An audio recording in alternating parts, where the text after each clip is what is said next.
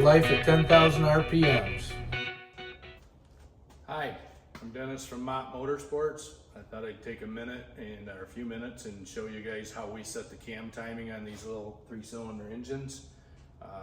You know, it can get way involved if you're doing something with a lot of boost or whatever, where you're doing adjustable cam timing. But this is the factory type settings that we use most of the time on our Vipers and our Yxz stuff. So check it out. I'm going to zoom in on an engine, so probably not going to see my head. You don't need to see that anyway. So I'll show you a little bit about what we do.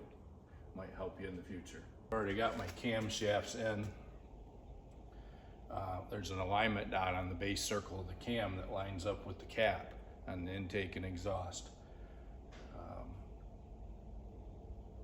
I've got these gears sitting in place. I'm going to take them off here in a minute and show you. First thing you're going to do is line up your timing mark through the little stator plug hole. In there's going to be a single mark. There's 2 double marks and then a single right next to it. You always want to use the single mark. That's top dead center. So cams are in, alignment dots are close. They're not going to be exact because the valves are pushing the cams around. Timing tensioner, in this case, is a manual tensioner. It's loosened all the way up. Take these gears off and start over.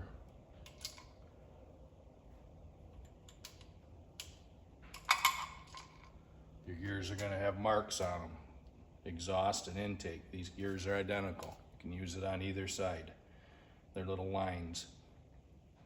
Those lines are going to line up with the edge of this head. Now, it's not always perfect depending on timing, chain stretch, and things like that, but it should be pretty close. So I'm going to start on the intake side, labeled by I, and then there's straight lines on that. If it was exhaust, labeled E with straight lines. So we'll go to our intake side, and we're going to start there.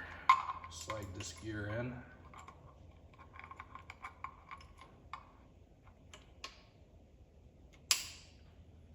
Now I'm about a tooth off because my lines aren't lined up.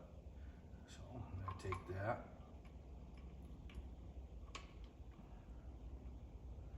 Pull with some tension against the crankshaft. And my marks are really close. Now I'm going to move over to the exhaust cam. Be careful because your gears will fall off. Again, the exhaust cam has little lines underneath the E. They're going to line up on the cylinder head. Be patient when you're doing this. There's no reason to be in a hurry. And my lines are way off, so I'm going to turn it by a couple teeth.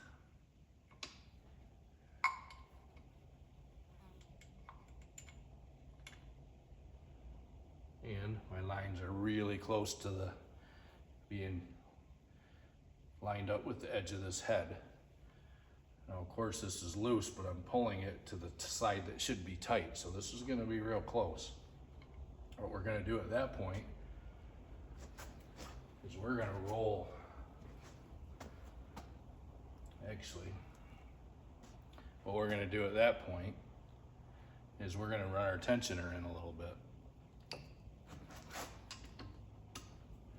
and snug that chain up.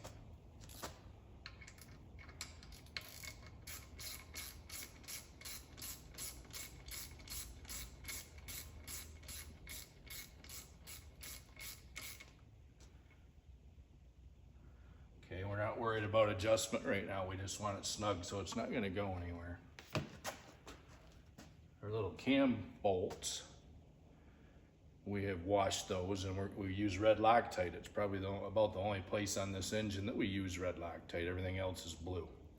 You could red Loctite your oil pump gear. Some people do. We use blue, and we've never had a problem.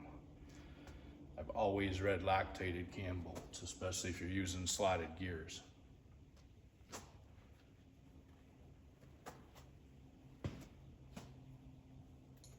If everything's not clean and dry, including the threads in your camshaft, the Loctite's not going to work.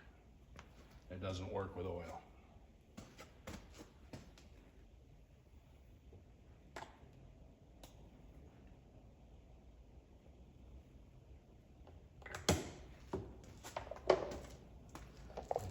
blue on there.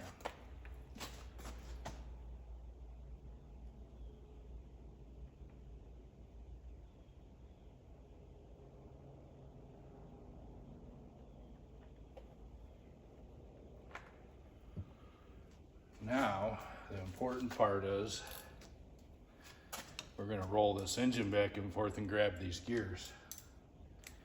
So we have a little socket that we made that goes on the crankshaft to turn the engine.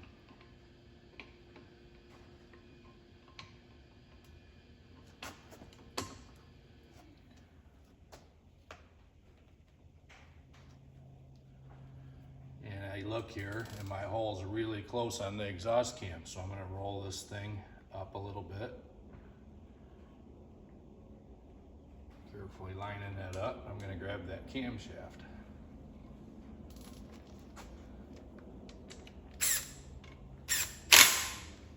We'll torque those later.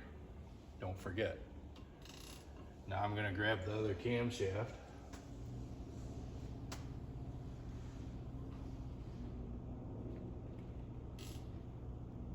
You can see I'm rolling it until the hole lines up with the cam hole. Should be close right there.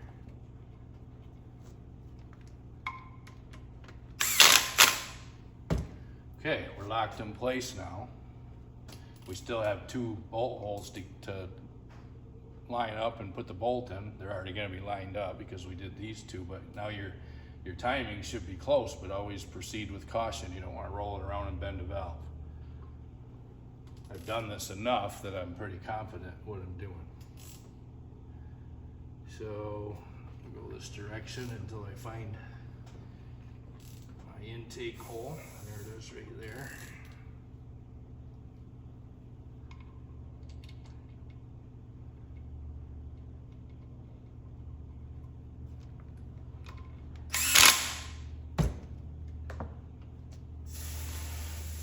Back it up here and get to the exhaust bolt.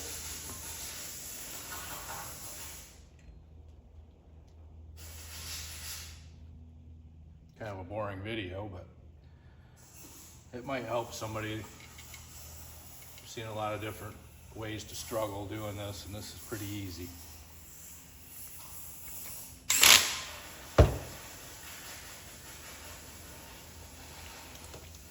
Okay, I'm gonna check my torque here. I've got a little torque for this.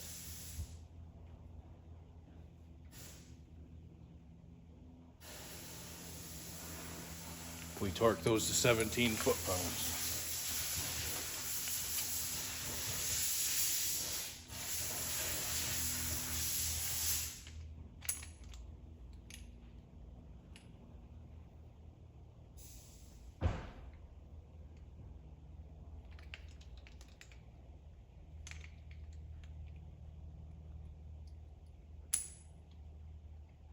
Okay.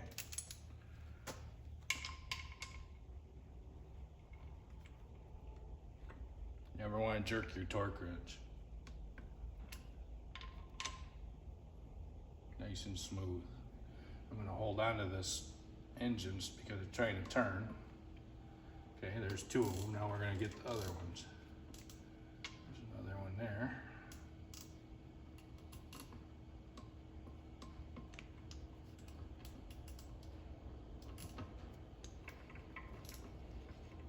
Sometimes it'll fight you. It's trying to open and close all those valves. There'll be a slack position that we call it.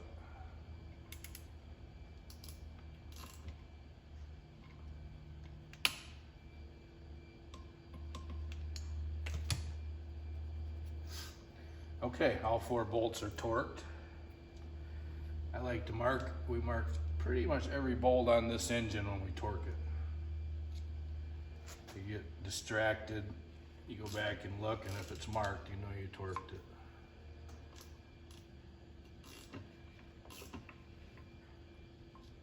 If you notice, I haven't rolled this engine around yet. I'm gonna do that and check my timing marks. I'm just moving it back and forth a little bit.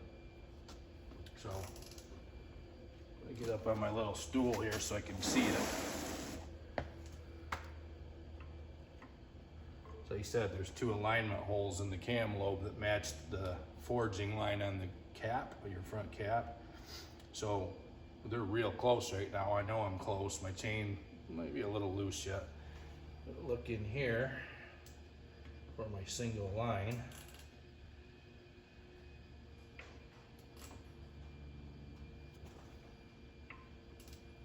That likes to jump around a little bit. Okay. And that looks good. So now I'm going to roll this engine around. Being that it's a manual tensioner, it really doesn't matter what way you're moving it. And I'm just going to go around and first of all make sure everything's still moving nice and free, nothing binding. I'm going to double check my marks. Now, right now they're lined up. And again, that's didn't take much. So my single line on the rotor is lined up with the little peg inside this hole. And you can look some of this up in the manual and understand what I'm talking about. My 2 dots are up there lined up with the cam caps. We've torqued our gears. We're gonna set the tension on this tensioner now. We wanna get this in a slack position. And when I come up like that, you can see it rolling back on its own because it has a lot of tension on it. I roll that around, boom, it gets easy. We're getting into a slack position there. I'm gonna kind of mess around a little bit there. I like to set these with 125 thousandths deflection, measuring the top of the gear. But another little thing we do is just, as you can see, this one doesn't snap back up on its own, and it isn't gonna take much, it's close.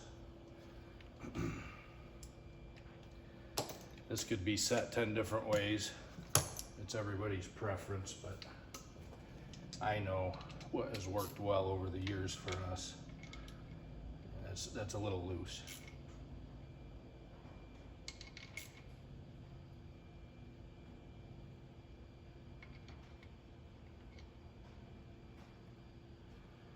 I'm gonna go with that. I do know that you can measure that 125,000/8 inch deflection.